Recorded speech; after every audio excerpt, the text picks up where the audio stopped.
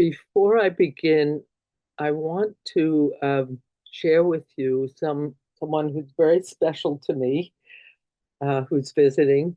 Some of you know that uh, I had been in Rwanda in 2005, and I met a lovely woman who had been in the worst of the genocide. And this is her son, Ketlik. Um, and he's here today, and I'm so happy that he's here today and that he's experiencing this. And yeah, so I hope you can welcome him. You want to say anything?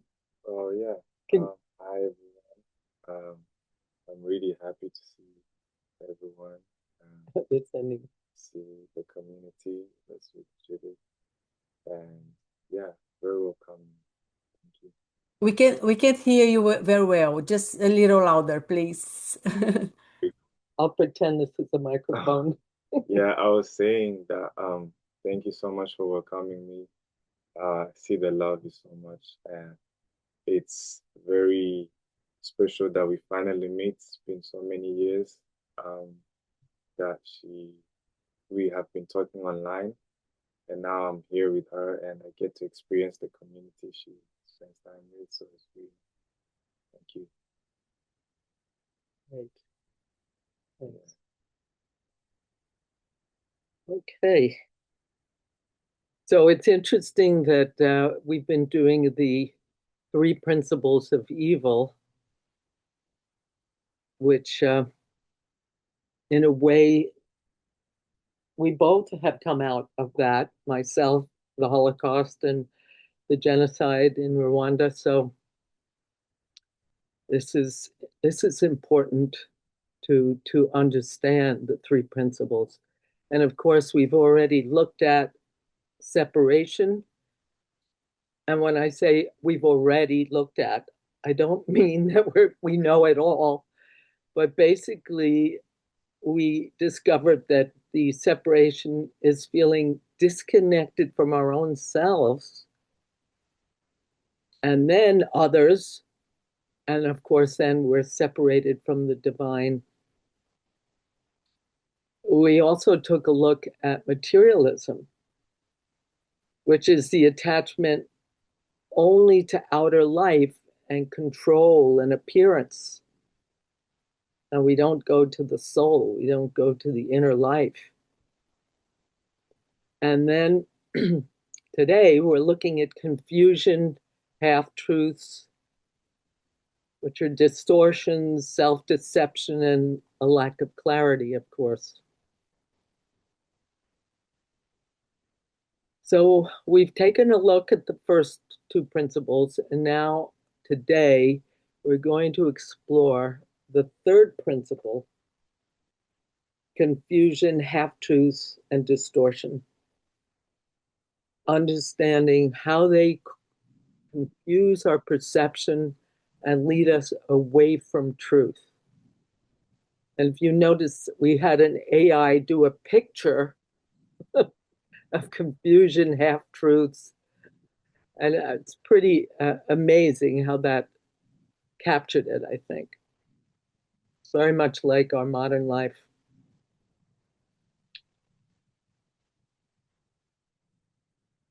So the third principle, it's considered the third principle of evil,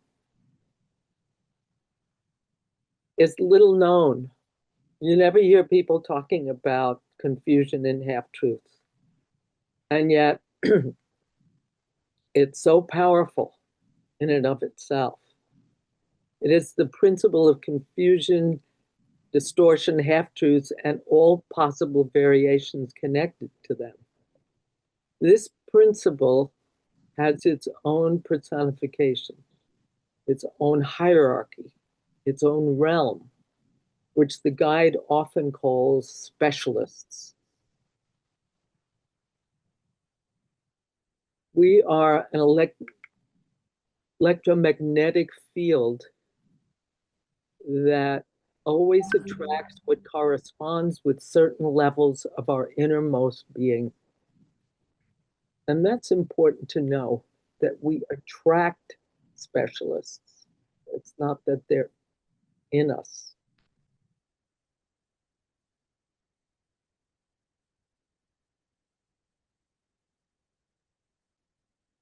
The unpurified areas of our soul become a compelling field of attraction to powerful forces of evil. So let's look at the concepts behind the confusion, half-truths, and distortions.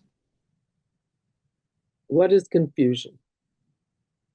It makes truth and falsehood seem equally convincing.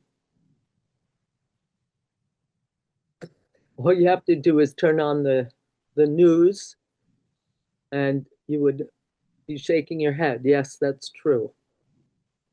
It makes you doubt what is true and trust what is false. It creates the feeling, I don't know what to believe anymore. It divides the mind with false either-ors. It clouds discernment and weakens inner certainty. That is why confusion is one of the most effective principles of evil.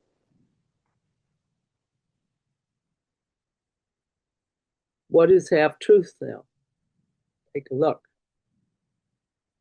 It always appears unquestionable. It is presented under the guise of divine truth and seems unassailable. It disguises itself as truth. It creates the feeling, how could I disagree with this? After all, it's true. It is precisely this appearance of truth that prevents discernment. And that's why it's so dangerous.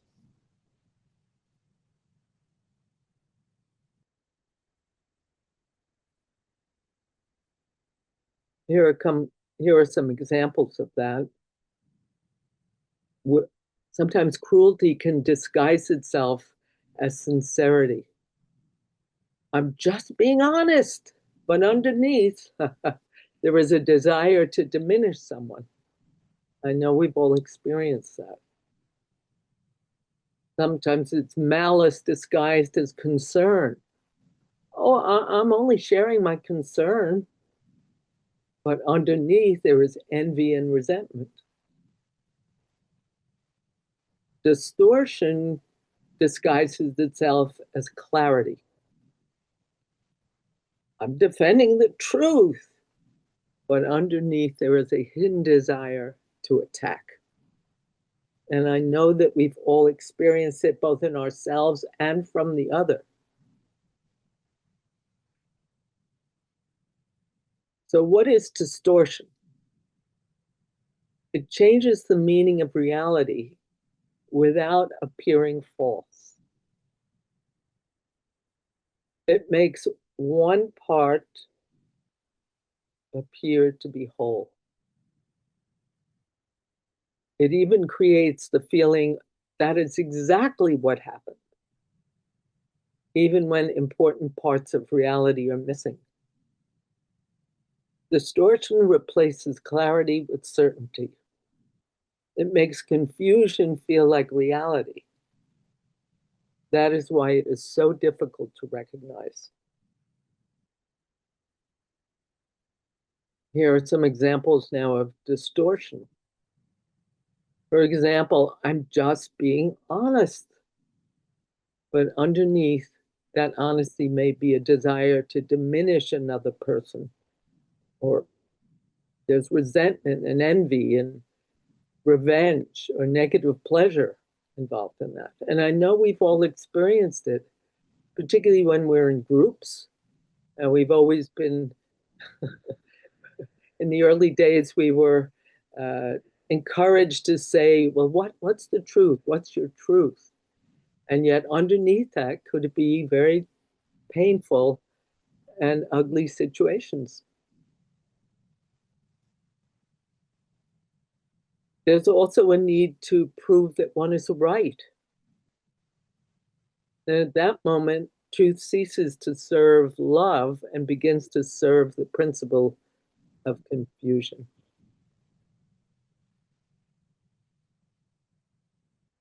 The lie is not necessarily in the words. It is hidden. It's a hidden intention that uses part of the truth to achieve a different purpose. Okay, so let me back up that we talked about sometimes there's a desire to diminish another person where we have resentment or envy, revenge or negative pleasure. The need also to prove that one is right enters in. At the moment, truth ceases to serve love and begins to serve the principle of confusion. The lie is not necessary in the words. It is the hidden intention that uses part of the truth to achieve a different purpose. That's why we do the work we do, to look behind the veil there.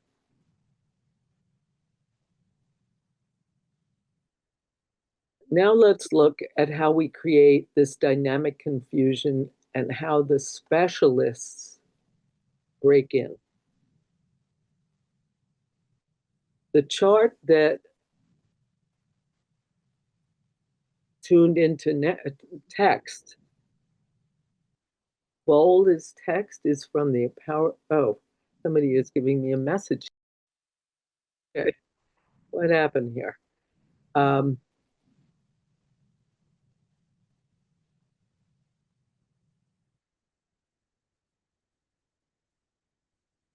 All right, I'm just going to go to the dynamics of the third principle of evil, how confusion becomes reality.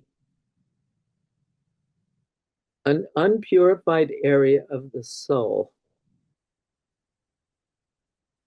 is really what we're looking at. If we have an old wound, a fear, a false belief, or unresolved pain remains active, it remains active in us, within us. And that's what we need to find, really. We no longer see reality as it is. We begin to interpret it through that wound. And then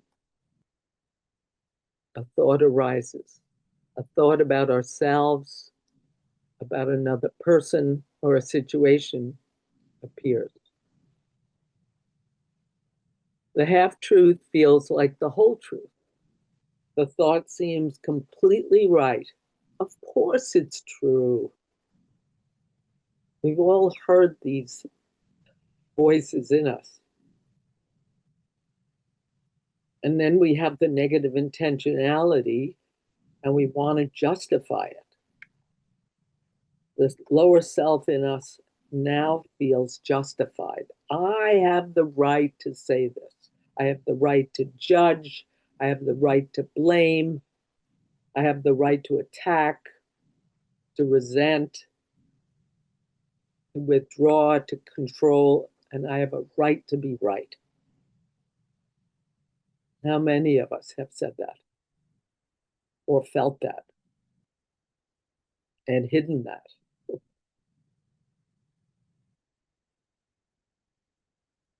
There is a magnetic field which becomes stronger because like attracts like. The thought is no longer isolated. It strengthens the energetic field already created by a distortion. This is where the spirit specialists reinforce our distortions. The guide teaches us that the forces do not create the distortion. They reinforce what is already alive in us. In every sphere, there are specialists of all kinds.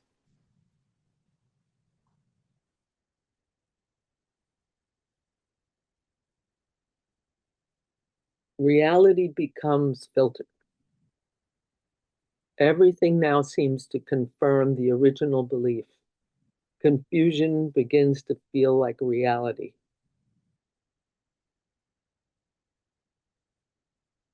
Then the cycle repeats itself. The distortion grows, the field becomes stronger, the confusion deepens, and half-truth gradually becomes absolute truth.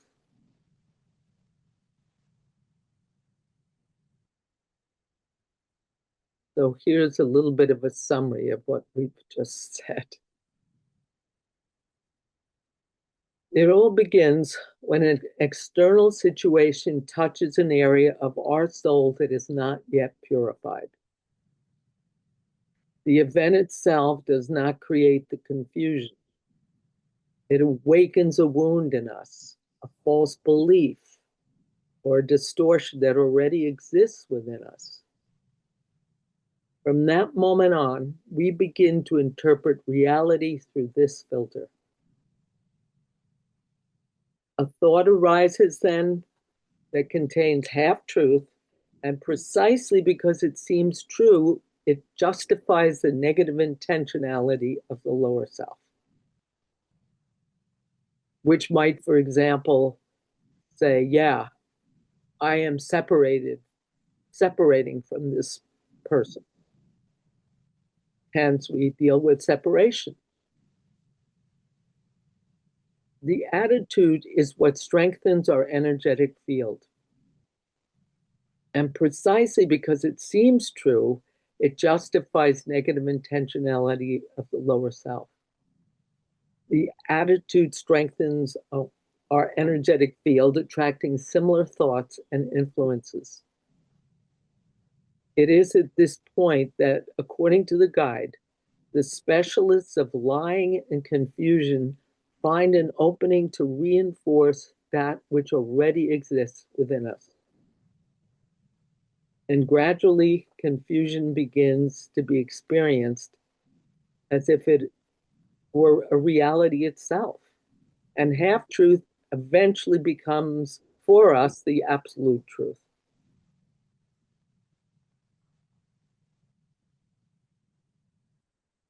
So for our meditation today, this is what we thought would be good.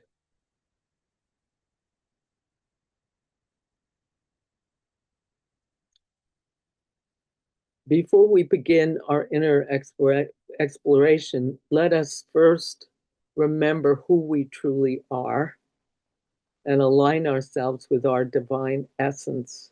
And that's always important when you're looking at the lower self, to remind yourself of who you are and who you're aligned with. And we're aligned with our higher self, with the presence of God, with our guides and angels who always work in the service of truth. We ask for clarity and we ask for discernment.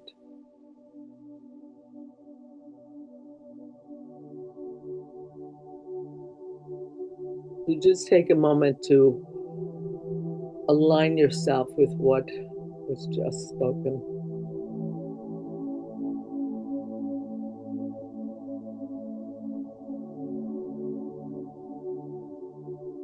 Feel the courage you have to do this work. Feel the energy of the part of you that wants the truth and wants to be in the presence of God.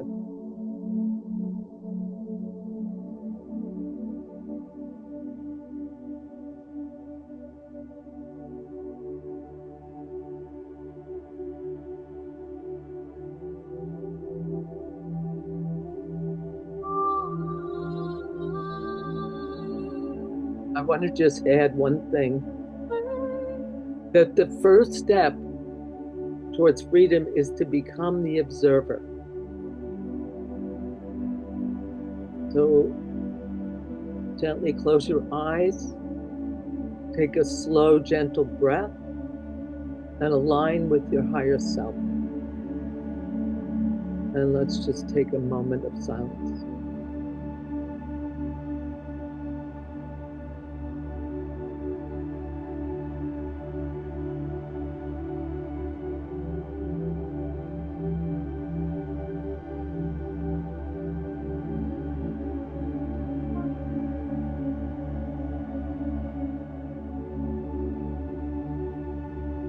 Now allow a recent situation that has troubled you, that made you feel uncomfortable. Just bring it to awareness. That's all you have to do. Don't try to change it or work it out. Simply observe it. Take a few minutes.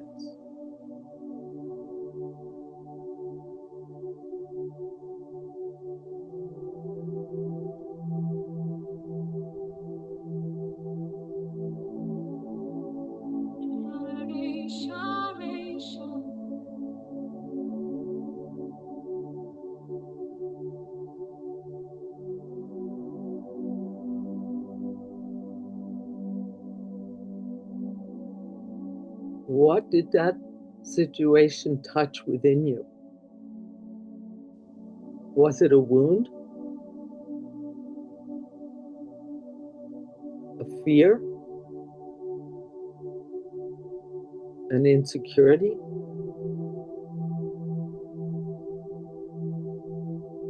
Was it an old conclusion about yourself? Simply acknowledge it. Just sit with it. Take a moment.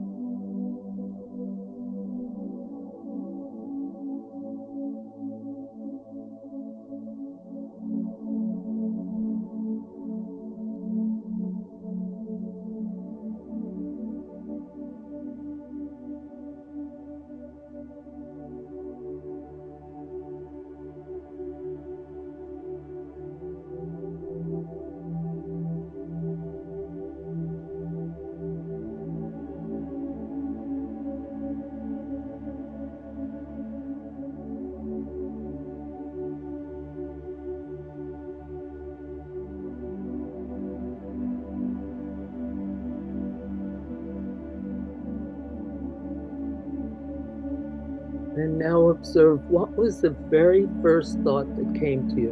What story did you begin telling yourself?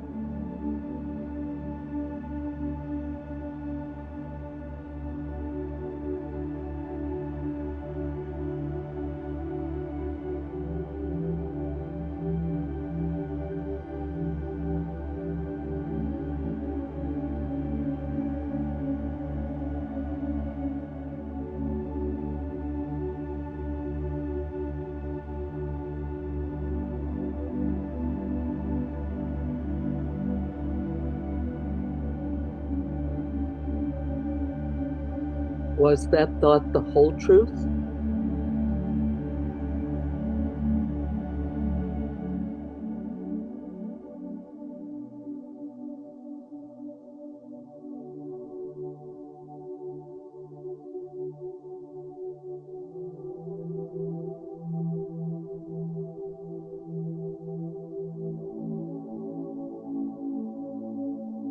Notice how if you are justifying what you believe, see if you're justifying it. Are you blaming the other?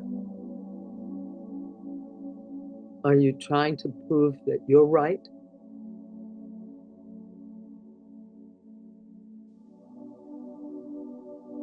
Or are you attacking or controlling or withdrawing to prove that you are right?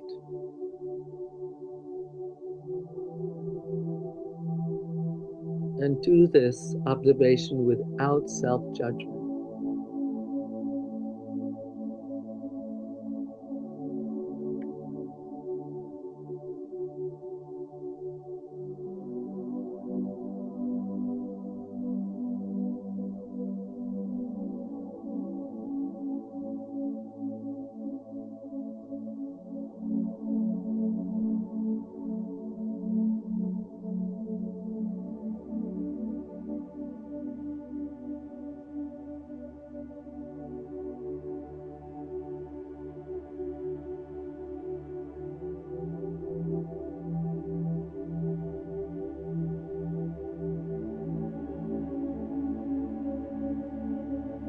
And a key question to ask yourself By feeding this thought, did I open the door to the specialists that cloud my awareness? Did I open the door to confusion, to separation? Remain here for a few minutes and simply observe, just observe.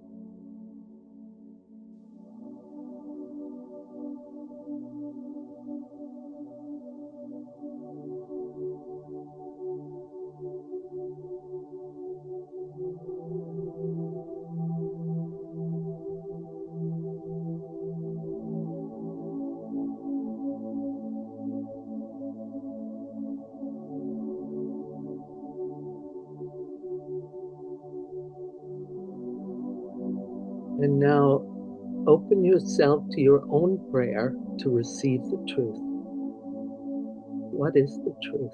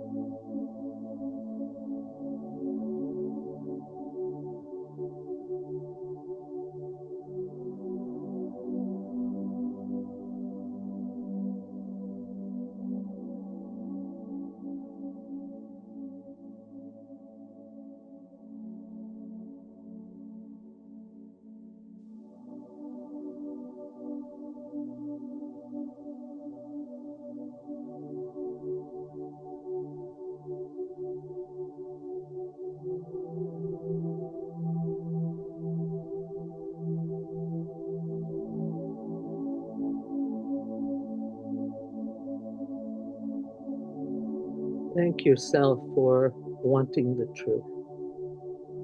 Appreciate that.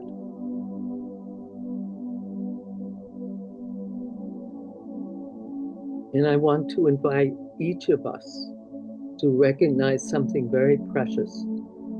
If you look at yourself with gratitude, despite the difficulties, the resistances, the distortions that we all carry, we are here. There is a part of us that loves the truth, that desires to grow and serve life. That part has brought us to this moment. So let's honor that in ourselves, within us.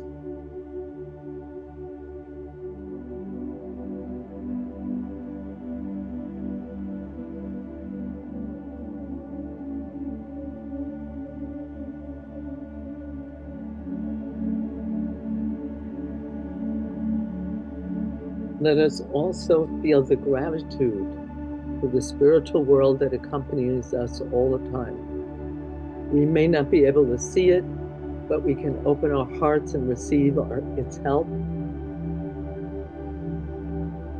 May our guides, our angels, and all the forces of light that serve the truth strengthen our willingness to recognize confusion without fear, and to also let go of half-truths and to choose more and more what is real.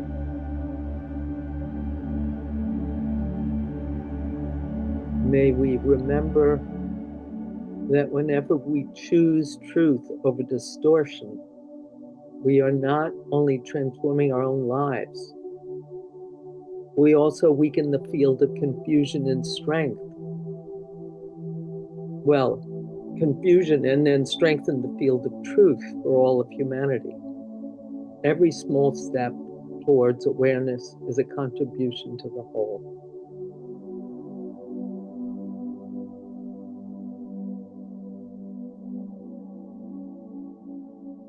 May we live here today with greater humility, discernment, and trust in our higher self.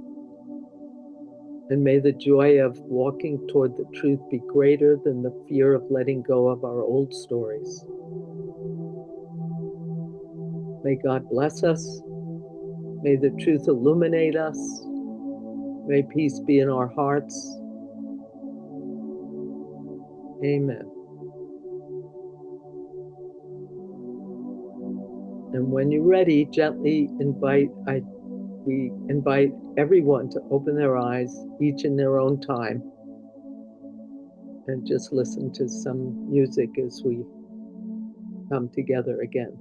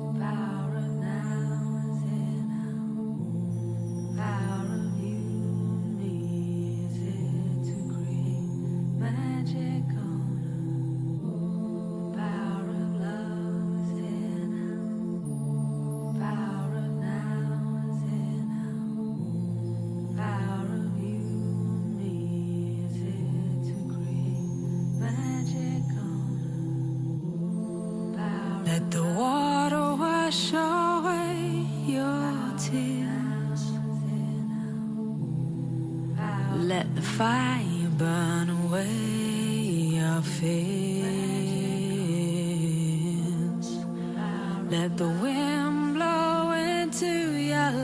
such faith and trust. Oh, let the earth hold you, take care of you, and nurture you. Oh, the power of love is here now.